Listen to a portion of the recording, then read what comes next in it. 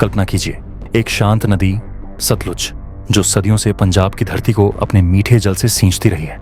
यह सिर्फ एक जलधारा नहीं बल्कि सभ्यता की जीवन रेखा है। इसकी रेत ने न जाने कितनी ऐतिहासिक परतों को अपने भीतर छुपा कर रखा है। लेकिन क्या आपने कभी सोचा है कि इस रेत के नीचे भारत का भविष्य, वैश्विक शक्ति बनने का राज और टेक्नोलॉजी की चाबी भी छुपी हो सकती है? यह कोई कल्पना नहीं बल्कि हाल ही में हुई एक अविश्वसनीय खोज ने इसे हकीकत में बदल दिया है। IIT रोपड़ के वैज्ञानिक जब सतलुज नदी की रेत में एक सामान्य मिट्टी अध्ययन कर रहे थे, तब उन्हें एक ऐसा धातु तत्व मिला जिसने पूरी दुनिया के वैज्ञानिक और कूटनीतिक हलकों में सनसनी फैला दी। यह तत्व है टेंटलम, एक ऐसा दुर्लभ धातु जिसकी स्थिरता, ताकत और उपयोगिता इसे गोल्ड और प्लेटिनम से भी कीमती बनाती है। टेंटलम की सबसे बड़ी खासियत है इसकी अविचलता। यह न घिसता है, न पिघलता है और न ही किसी केमिकल से प्रतिक्रिया करता है। इस पर एसिड भी असर नहीं डाल सकता, रेडिएशन भी नहीं और 3000 डिग्री सेल्सियस तक की गर्मी भी नहीं। यह एक ऐसा मेटल है जो अपने गुणों के कारण भविष्य की हर बड़ी तकनीक की नींव बन सकता है। मेडिकल साइंस में इसे बायोकम्पैटिबल माना जाता है, यानी यदि इसे मानव शरीर में इम्प्लांट किया जाए तो यह न संक्रमण फैलाता है, न एलर्जी, न ही अस्वीकृति की समस्या उत्पन्न करता है। आज pacemaker, dental implant, brain screw जैसे अति संवेदनशील उपकरणों में टेंटलम का प्रयोग हो रहा है, लेकिन इसकी शक्ति केवल चिकित्सा तक सीमित नहीं है। टेंटलम का सबसे क्रांतिकारी प्रयोग होता है हाई परफॉर्मेंस इलेक्ट्रॉनिक कैपेसिटर में। ये वही उपकरण हैं जो आपके smartphone, laptop, tablet, satellite, spacecraft और यहाँ तक कि मिलिट्री के एडवांस वेपन सिस्टम को चालू रखते हैं। नासा के मार्स मिशन में प्रयुक्त रोवर्स जो हजारों किलोमीटर दूर मंगल की सतह पर काम कर रहे हैं, वे टेंटलम बेस्ड सर्किट्स पर ही निर्भर करते हैं, क्योंकि वहां के वातावरण में किसी भी अन्य धातु का टिकना लगभग नामुमकिन है।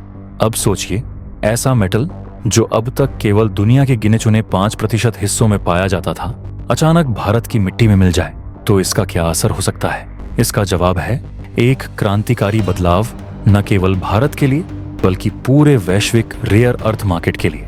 आज तक चीन इस क्षेत्र पर एकाधिकार जमाए बैठा था। विश्व में करीब 60% रेयर अर्थ मिनरल्स की आपूर्ति केवल चीन से होती है।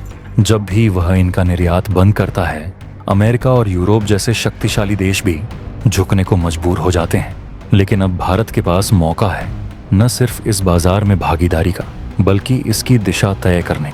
भारत सरकार इस खोज को अत्यधिक गंभीरता से ले रही है। अंदरूनी रिपोर्ट्स के अनुसार टेंटलम को स्ट्रेटेजिक मिनरल के रूप में वर्गीकृत करने की प्रक्रिया शुरू हो चुकी है। इसका मतलब है कि इसकी माइनिंग, प्रोसेसिंग और वितरण का नियंत्रण अब DRDO, BRC और इसरो जैसे शीर्ष वैज्ञानिक संस्थानों के पास होगा। साथ ही पंजाब सरकार ने GSI के साथ मिलकर पूरे सतलुज रिवर बेल्ट की भूगर्भीय स्कैनिंग शुरू कर दी है, ताकि यह देखा जा सके कि और कहां-कहां टेंटलम जैसे अन्य दुर्लभ खनिज छिपे हो सकते हैं। इसे केवल एक क्षेत्रीय खोज न माने, यह एक राष्ट्रीय सामरिक संपत्ति है। अब जरा सोचिए कि इस एक खोज से क्या क्या बदल सकता है। भारत अपनी खुद की चिप फैब्रिकेशन यूनिट्स शुरू कर सकता है, खासकर स्पेस और डिफेंस ग्रेड सर्किट्स के लिए जो अभी तक आयात पर निर्भर थे। टेंटलम की मदद से अब भारत अपने खुद के प्रोसेसर बना सकता है जो हाई हीट, हाई वोल्टेज और हाई रेडिएशन को सह सकें, जो आज की दुनिया में जरूरी हो चुका है। हम दुनिया को न केवल चिप्स बेच सकते हैं बल्कि इनोवेशन निर्यातक बन सकते हैं। इसके बाद आता है बैटरी टेक्नोलॉजी, जहां टेंटलम आधारित नैनो एलॉय से बनने वाली बैटरियां न सिर्फ ज्यादा समय तक चलेंगी बल्कि ओवर हीटिंग से बचेंगी और चार्जिंग टाइम भी घटेगा। आज EV इलेक्ट्रिक वाहन रेवोल्यूशन जिस समस्या से जूझ रहा है वो है थर्मल स्टेबिलिटी। टेंटलम इस चैलेंज का उत्तर बन सकता है, जिससे भारत इलेक्ट्रिक वाहनों के क्षेत्र में अग्रणी बन सकता है। मेडिकल क्षेत्र में इसका प्रभाव इतना व्यापक हो सकता है कि मेड इन इंडिया पेसमेकर और अन्य इम्प्लांट्स अंतरराष्ट्रीय बाजार में अमेरिका और जर्मनी को टक्कर देने लगें। भारतीय मरीजों को सस्ते लेकिन क्वालिटी इम्प्लांट मिलेंगे और साथ ही यह हेल्थ टेक निर्यात का एक बड़ा अवसर भी बनेगा। डिफेंस की बात करें तो अमेरिका अपने स्टील्थ बॉम्बर्स और सुपरसोनिक फाइटर जेट्स में टेंटलम एलॉय का उपयोग करता है ताकि वे अत्यधिक गर्मी सह सकें और रडार से बच सकें।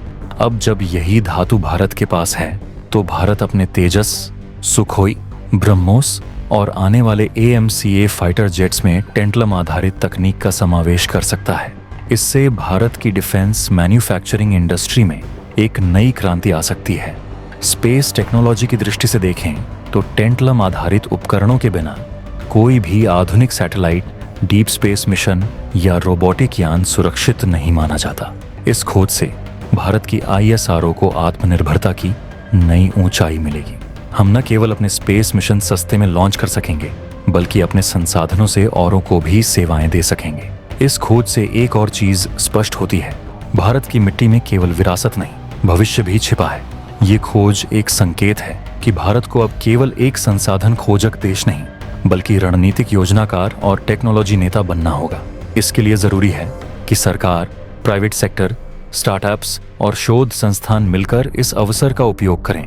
आने वाले 5 से 7 वर्षों में टेंटलम जैसे तत्वों की वैश्विक मांग इतनी तेजी से बढ़ेगी कि जो देश तैयार नहीं होंगे वे तकनीकी गुलामी में चले जाएंगे।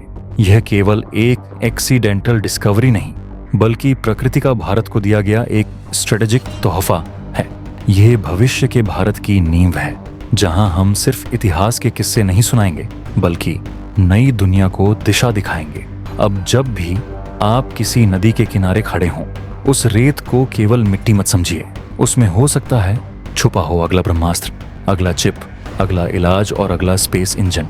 तो आइए इस खोज को केवल खबर समझकर आगे न बढ़ें, इसे एक मिशन मानिए, इसे एक राष्ट्रीय संकल्प बनाइए। क्योंकि आने वाले समय में जब दुनिया पूछेगी टेक्नोलॉजी की असली धरती कहाँ है, तो जवाब आएगा भारत की रेत में, भारत की मिट्टी में और भारत की बुद्धि में। तो दोस्तों, अगर आपको यह जानकारी पसंद आया हो तो वीडियो को लाइक और चैनल को सब्सक्राइब जरूर करें। जय हिंद।